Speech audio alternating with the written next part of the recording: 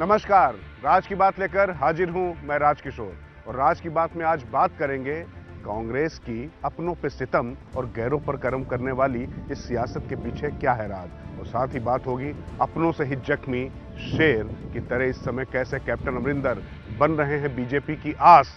और साथ ही उत्तर प्रदेश पर होगी बात, छोटे दल बन रहे हैं कैसे किंग मेकर। और अगर बात ना करें सिद्धू के आत्मघाती शॉट की तो राज की बात रह जाएगी अधूरी। इसलिए आगे देखिए, आपके लिए बहुत कुछ है।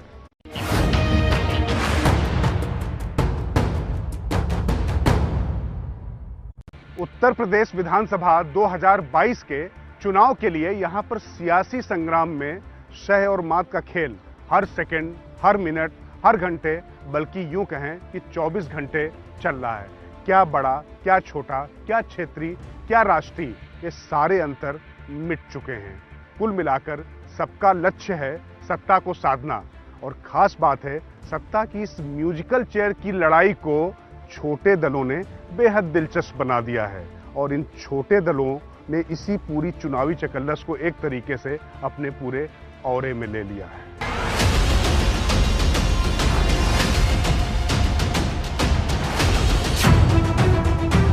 यूपी के सियासी समर में ओबीसी, अल्पसंख्यक और ब्राह्मण राजनीति अपने शबाब पर है।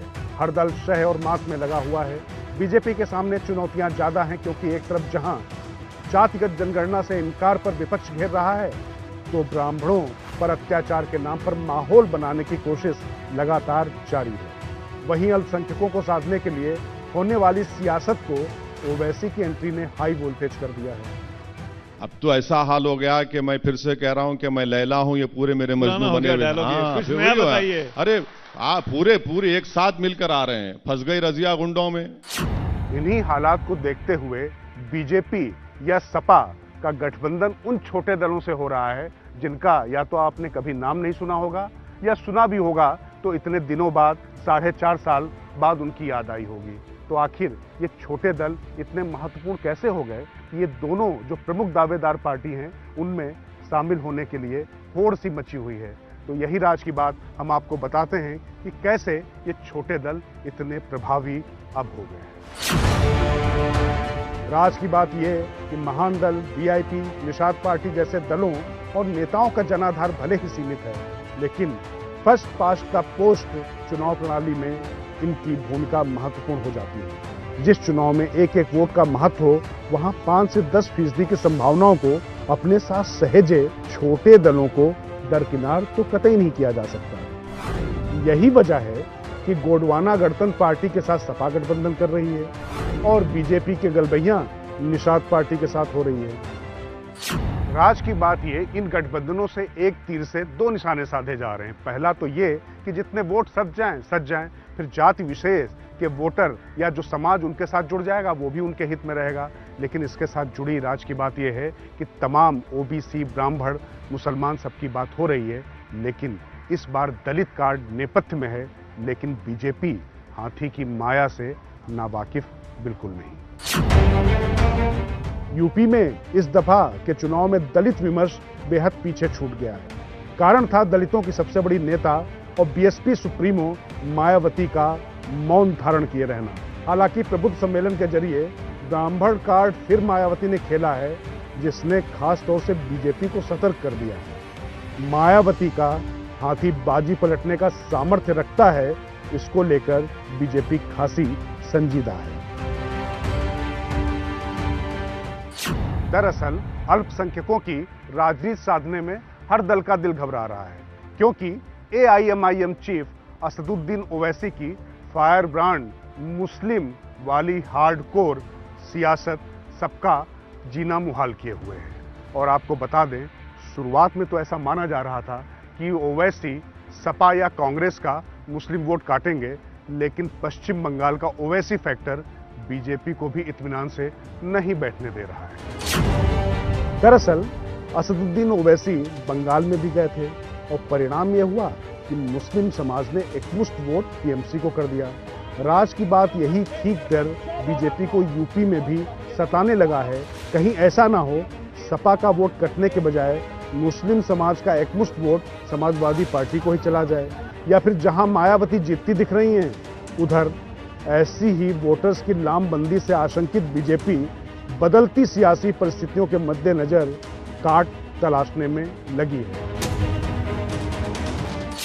वैसे तो बीजेपी ने हर चुनावी गणित को साधने के लिए एड़ी चोटी का जोर लगा रखा है और उसके तमाम प्रबंधक या चुनाव मैनेजर सारे फार्मूले वहां पर अप्लाई करके समाधान तक पहुंचने में जुटे हुए हैं, लेकिन रोज नए सवाल खड़े हो जाते हैं, रोज नए मुद्दे खड़े हो जाते हैं। ओबीसी को संतुष्ट किया जाए तो ब्राह्मणों की बात आ जाती है, ब्राह्मणों की बात आती है तो फिर कहीं दलितों की भी बात आ जाती है। इन सभी को समेटने की कोशिश जरूर की जा रही है, लेकिन अंत तक कौन इस चक्रव्यूह को घेरे रह पाता है, ये देखने वाली बात है।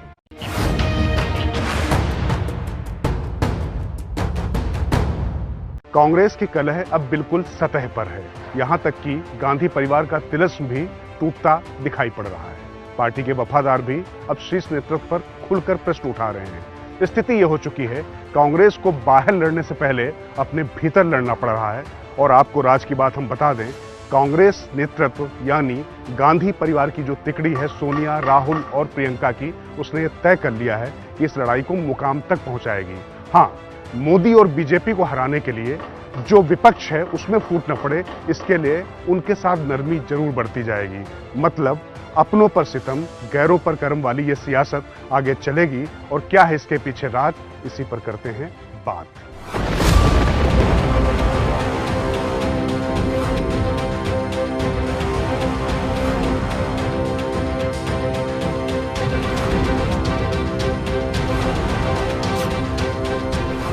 कह दिया दोपहर को, आपने सुना होगा कि I will be leaving the Congress party. तुम मुद्दों पे आओ, ये मुद्दे सुलटाओ, सिद्धू तुम्हारे पीछे चलेगा, तुम्हारी जय जयकार करेगा। कांग्रेस की जय जयकार हमेशा ही करता रहा।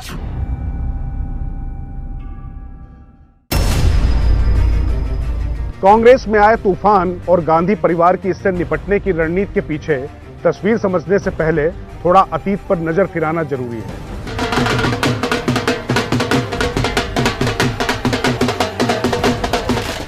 वाजपेयी सरकार के बाद कांग्रेस जब 2004 में सत्ता में आई और उससे पहले पार्टी बहुत खराब दौर से गुजर चुकी थी। राजीव गांधी की मौत के बाद पीवी नरसिंह राव की सरकार बनी, वही अध्यक्ष भी थे। इसके बाद राव ने सीताराम केसरी को अध्यक्ष बना दिया और राजीव गांधी की पत्नी सोनिया गांधी को संगठन से दूर रखा। इस दौर में कांग्रेस के वफादारों गुलाम नबी आजाद, अंबिका सोनी, अहमद पटेल, जनार्दन द्विवेदी और ऑस्कर फर्नांडीज समेत तमाम नेताओं ने सोनिया गांधी को काफी बवाल के बाद अध्यक्ष बनाया।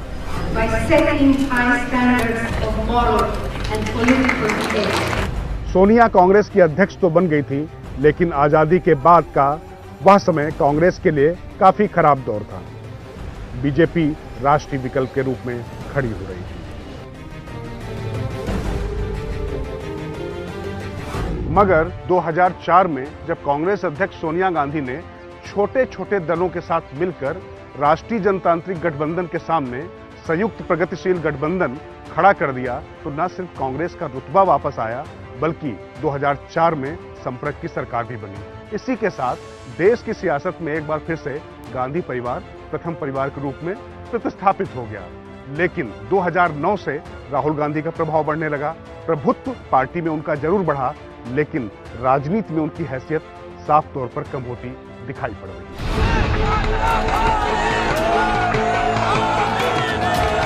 इसके बाद जब से मोदी का युग शुरू हुआ है, तब से लगातार राहुल सियासी रसातल में गए। 2019 में तो अमेठी से चुनाव तक हार गए।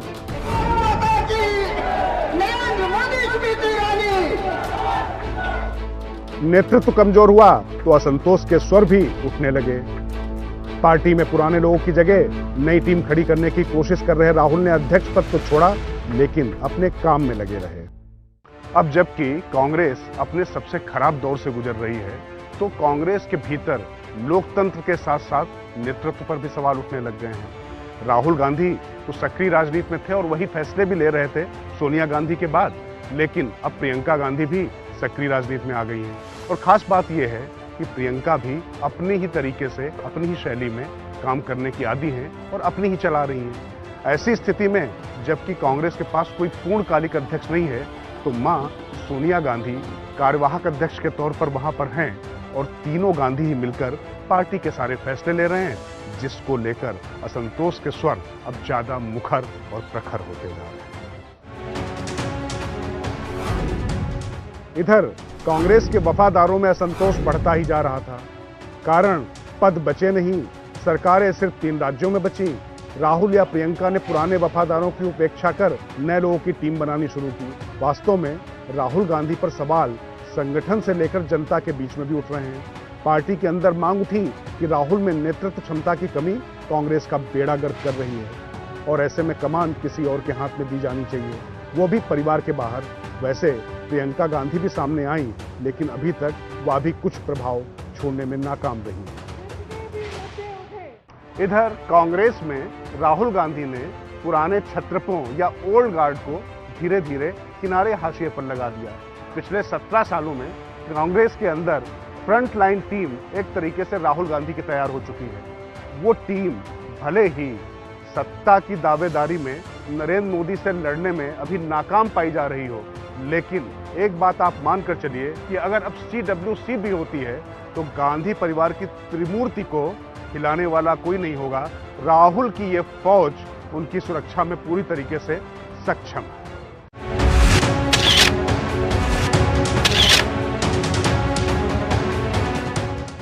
अब पंजाब में जिस तरह से प्रियंका गांधी ने नवजोत सिंह सिद्धू का फैसला लिया और अमरिंदर की विदाई, चन्नी की ताजपोशी जैसे प्रकरण हुए, तभी सिद्धू के इस्तीफे के बाद फिर कांग्रेस में बवाल मचा हुआ है। तुरंत कपिल सिब्बल खुलकर सामने आए और कांग्रेस नेतृत्व पर सवाल दागे। जवाब में उनके घर पर टीम राहुल का प्रदर्शन हो गया।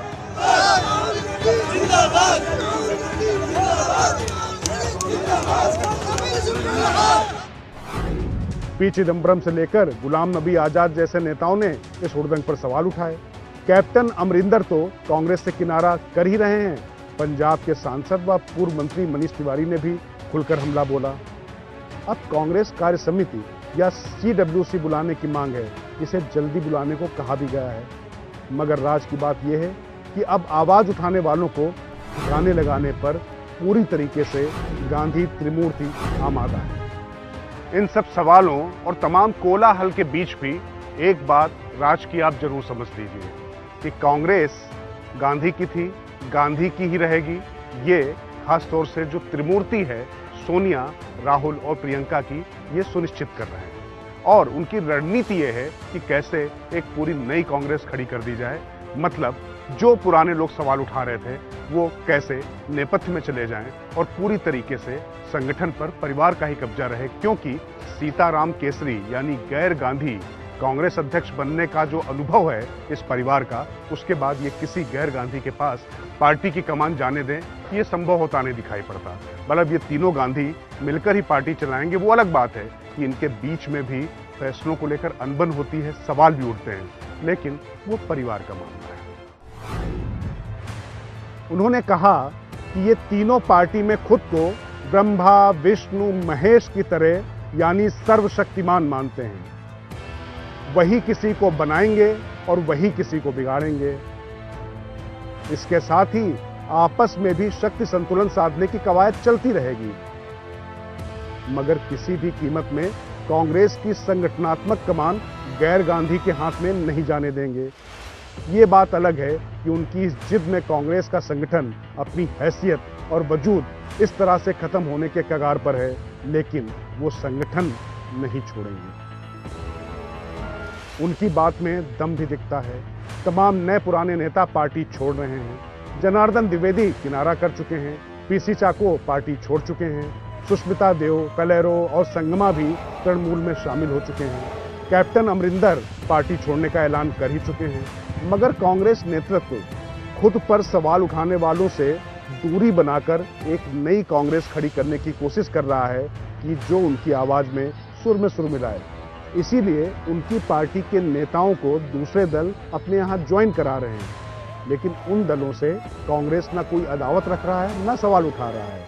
दरअसल वो उनके साथ मिलकर ही मोदी का मुकाबला करने की रणनीति बना रहा है। इसलिए बाहर से अपने यहाँ नेता भी आयातित किए जा रहे हैं। तो सारांश ये है कि अभी गांधी परिवार की पूरी लड़ाई पार्टी में पूरी तरीके से पकड़ बनाए रखने की और पार्टी के जो ओल्ड गार्ड हैं या जो तमाम नेता सवाल उठा रहे हैं परिवार पर, उनसे निपटने की है। इसके बाद पार्टी में जब पूरी तरीके से काबिज हो लिया जाएगा, वैसे कमान उनके हाथ में ही है, लेकिन जब कोई जरा भी चू चपड़ ना कर पाए, उसके बाद वो सत्ता की लड़ाई शुरू करेंगे।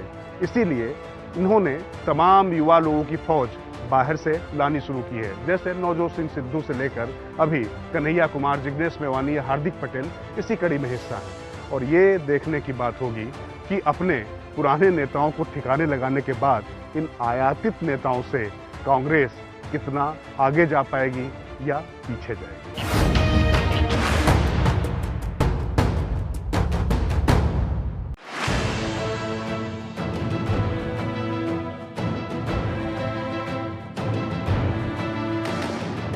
राहुल गांधी के साथ शहीद आजम भगत सिंह की प्रतिमा पर पुष्पांजलि से लेकर कांग्रेस में प्रेस कॉन्फ्रेंस तक की तस्वीरों में जिस तरीके से कन्हैया कुमार की एंट्री हुई है, उसके बाद विश्लेषणों का दौर जारी है। सवाल ये उठ रहा है कि कन्हैया को ऐसा क्यों लगा जो लेफ्ट के लाल थे कि कांग्रेस के कायाकल्प की जरूरत है, और साथ ही कांग्रेस को कन्हैया में ऐसा कौन सा सियासी खेवनहार दिखाई पड़ रहा है कि उनको सिर आंखों में बैठा लिया। तो राज की बात में इन दोनों की सोच और आगे की रणनीति पर करते हैं बात। इस राज की बात को समझने के लिए आपको दिल्ली से लगभग 1000 किलोमीटर दूर पक रही सियासी खिचड़ी को करीब से देखना होगा। बस यूं समझिए कि उसी सियासी खिचड़ी में कन्हैया कुमार की एंट्री का एक तड़का है जो कांग्रेस को पोषण दे ना दे, लेकिन बिहार के सियासी स्वाद में चटकारे जरूर भर देगी। सो आते हैं अब सियासत के समीकरणों पर। ये बात तो जग जाहिर है कि कांग्रेस पार्टी और संगठन अपने सबसे बुरे दौर से गुजर रहा है। हालात ये है कि अब तो दल के साथ बड़े नेता हैं और ना ही परिवार के 3 लोगों के सिवा कोई नेता नहीं। एक हाईकमांड होती है, वो हाईकमांड इस वक्त तो वो श्रीमती सोनिया गांधी कांग्रेस की अध्यक्ष हैं मैं पिछले 21 साल से, और दूसरे लीडर हैं श्री राहुल गांधी और श्रीमती वड्रा। ये फैसला करते, ये हाईकमांड है। जो बचे हैं वो संभल नहीं रहे। ऐसे हालात में भविष्य की सियासी लड़ाई के लिए नया कैडर बनाने की तो बात ही क्या। लेकिन राज की बात यह है कि वर्तमान कांग्रेस का भले ही कितना भी चुनौतीपूर्ण हो, लेकिन भविष्य बुलंद हो, इसी इरादे के साथ कन्हैया कुमार की एंट्री कांग्रेस में कराई गई है। और ये पहला मौका नहीं है जब बाहर से युवाओं को कांग्रेस लेकर आ रही है। इसी कड़ी में हार्दिक पटेल भी गुजरात में आए, जिग्नेश मेवानी को भी साथ में लाया गया है और पंजाब में सिद्धू भी लाए गए थे। तो आखिर क्या है रणनीति कन्हैया कुमार के साथ, ये तो हम आपको बताएंगे ही बताएंगे, और ये भी बताएंगे कि इसके पीछे बिहार में किस तरीके के परिवर्तन के अपने सपने को पूरा करना चाहती है कांग्रेस। दरअसल पहली राज की बात यह है कि कन्हैया को कांग्रेस में लाने के पीछे दिमाग प्रशांत किशोर यानी पीके का है, और दूसरी राज की बात यह है कि कन्हैया के जरिए कांग्रेस बिहार में सियासी बहार लाने की कोशिश करेगी। दरअसल बिहार की सियासत में इस समय युवा चेहरे भले ही सत्ता में नहीं है, लेकिन सियासी पटल के केंद्र में बने हुए हैं। चाहे बात तेजस्वी यादव की हो या फिर चिराग पासवान की, लेकिन कांग्रेस के पास कोई अपना चेहरा अन्य राज्यों की तरह बिहार में भी नहीं था। ऐसे में कन्हैया की एंट्री से युवाओं की राजनीति में कांग्रेस को एक बड़ा चर्चित चेहरा मिल गया। चूंकि कन्हैया मीडिया में छाए रहते हैं, मुखर होकर बोलते हैं, लिहाजा उनकी कांग्रेस सदस्य के तौर पर बिहार में मौजूदगी मृतप्राय दल में जान निश्चित ही फूकेगी। इस मामले में एक दूसरा फैक्टर भी है जो काफी महत्वपूर्ण है, क्योंकि कोई भी दल हो वो पिछड़ों, मुसलमानों या दलितों को आगे लाने में लगा हुआ है। यही प्रोजेक्शन की कोशिश है, लेकिन अगड़ों को लेकर कोई भी सोच किसी की स्पष्ट नहीं दिखाई पड़ रही है। तो कांग्रेस ने कन्हैया कुमार के जरिए, जो कि भूमिहार समाज से आते हैं, अगड़ों के बीच में भी पैठ बनाने की कोशिश की है। और कन्हैया का चूंकि वामपंथी या जनवादी इतिहास रहा है, तो सांप्रदायिकता के खिलाफ एक वो बड़ा सिग्नेचर बन ही चुके हैं। इस तरीके से बिहार में कन्हैया को आगे करके कांग्रेस अपना खेवनहार बना सकती है। अगर कांग्रेस का यह फार्मूला सफल रहा तो लगभग 7% वोटर्स तक सीधी पहुंच पार्टी की बन जाएगी। चूंकि आरजेडी के साथ गठबंधन पहले से ही है, लिहाजा ओबीसी और मुस्लिम समाज तक पहुंचने की कोशिश तो पहले से जारी है। कन्हैया कुमार को कांग्रेस में नपी तुली गणित के साथ लाया गया है। चूंकि भले ही सत्ता में जेडीयू है, लेकिन कोई युवा चेहरा उनके पास भी नहीं है जो भविष्य में दल का झंडा बुलंद करे। ऐसा ही हाल बीजेपी का। सियासत की इस परिस्थिति में वर्तमान भले ही फिलहाल साथ ना दे रहा हो, लेकिन आने वाले समय में कन्हैया कुमार की कांग्रेस में एंट्री कुछ सकारात्मक परिणाम ला सकती है। हालांकि जिस तरीके से कांग्रेस में प्रवेश के समय कन्हैया कुमार ने खुद को तारनहार समझते हुए कांग्रेस को डूबता हुआ जहाज बताया, तो उससे एक खतरा यह भी पैदा हो गया है, कहीं आने वाले वक्त में वो नवजोत सिंह सिद्धू ना साबित होने लगे।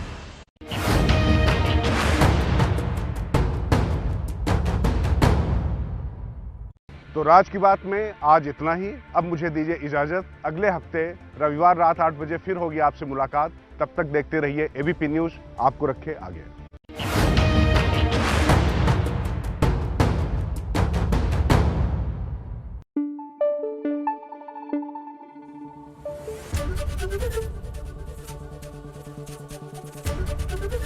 एबीपी न्यूज आपको रखे आगे।